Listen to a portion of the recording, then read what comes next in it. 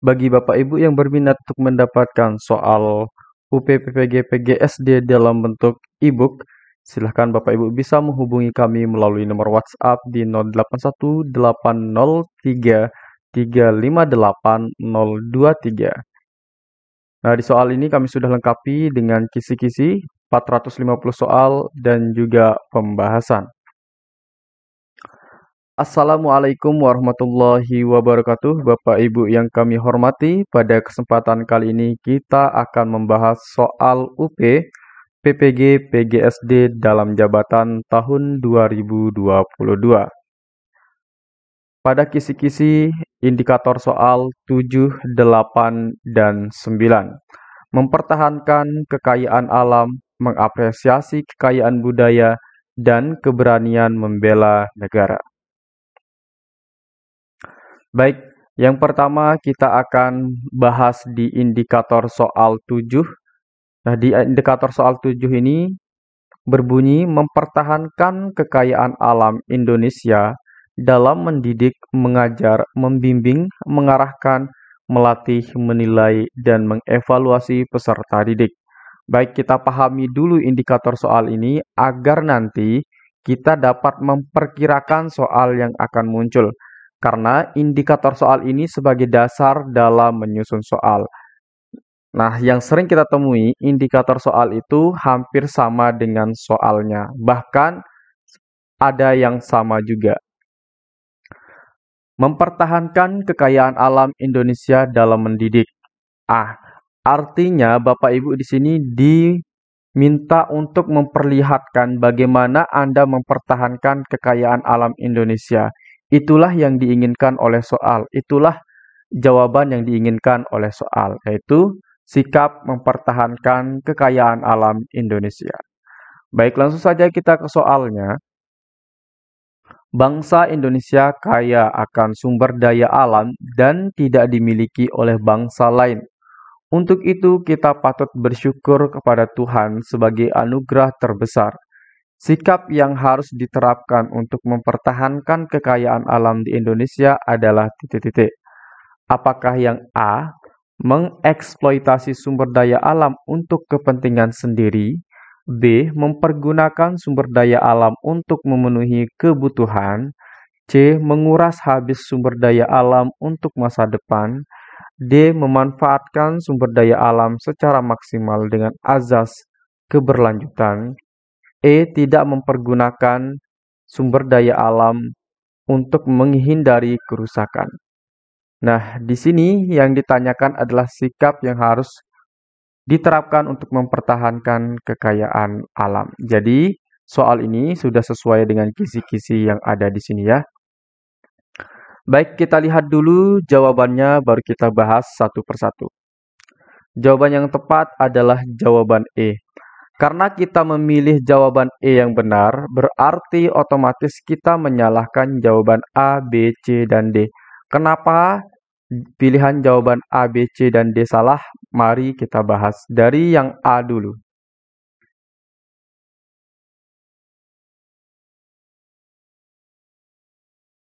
Mengeksploitasi sumber daya alam untuk kepentingan sendiri. Nah, ini bahwa sudah jelas salah.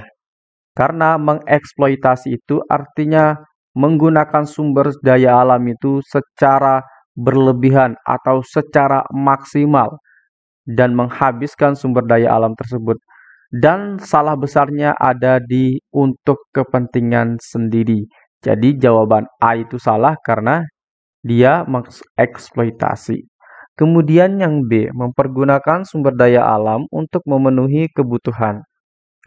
Nah, di sini mempergunakan sumber daya alam untuk memenuhi kebutuhan. Nah, ini selain untuk memenuhi kebutuhan, ya, tetapi harus menggunakan azas keberlanjutan. Nah, seharusnya di sini dilanjutkan dengan azas keberlanjutan.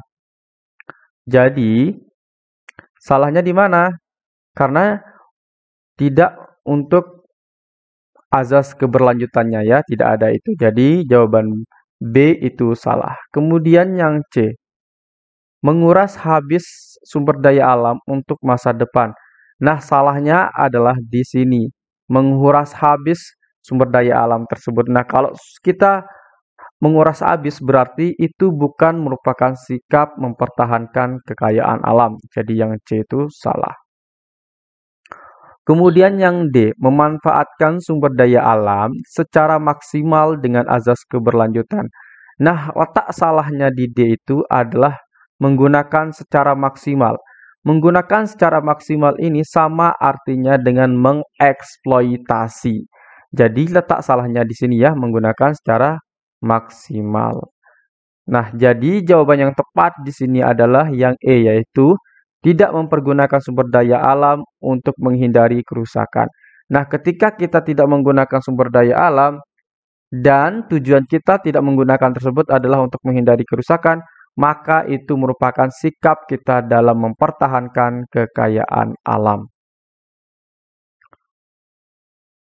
Baik, kita lanjut ke soal berikutnya. Di indikator 8.8. Sebelum kita ke soal, kita pahami dulu apa sih maksud dari indikator ke-8 ini. Mengapresiasi kekayaan budaya bangsa lain, sehingga memperkuat jati diri bangsa Indonesia dalam mendidik, mengajar, membimbing, mengarahkan, melatih, menilai, dan mengevaluasi peserta didik. Nah, jadi di indikator soal yang ini, nanti di soal Bapak Ibu diminta untuk menunjukkan sikap dalam mengapresiasi kekayaan budaya bangsa. Nah, inilah yang diinginkan oleh soal.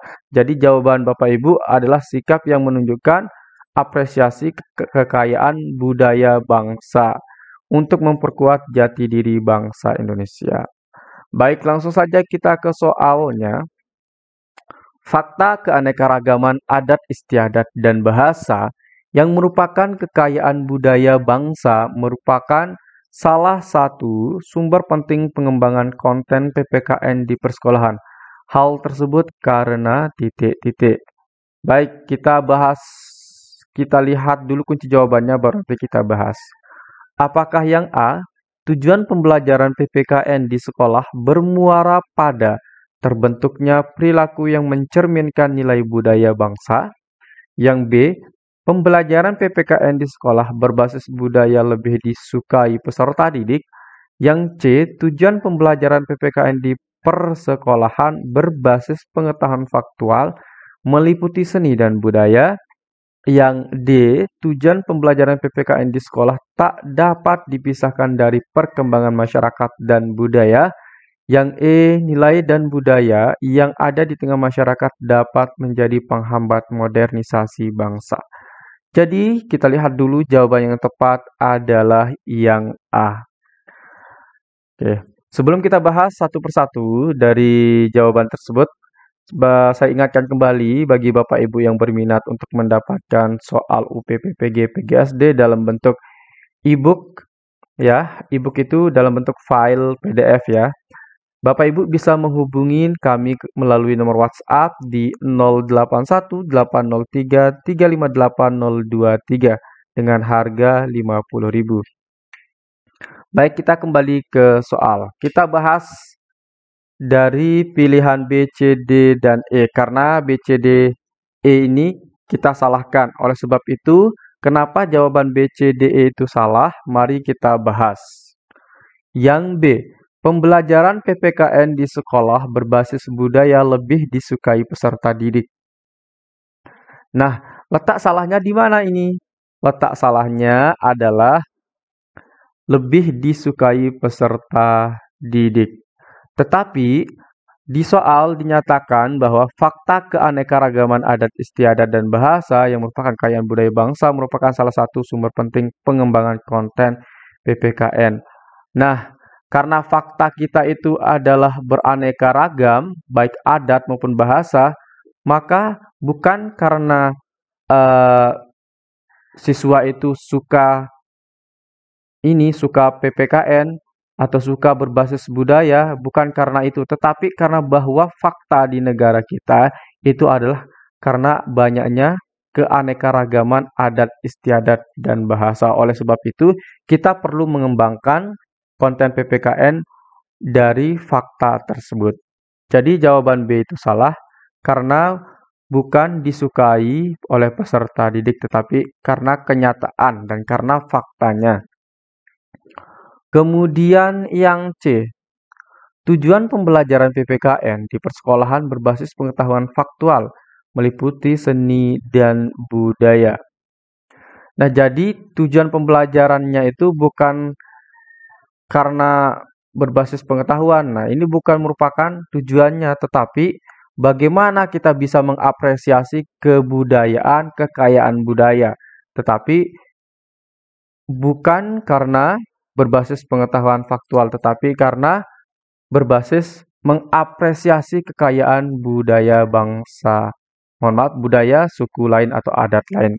Kemudian yang D, tujuan pembelajaran PPKN di sekolah tak dapat dipisahkan dari perkembangan masyarakat dan budaya.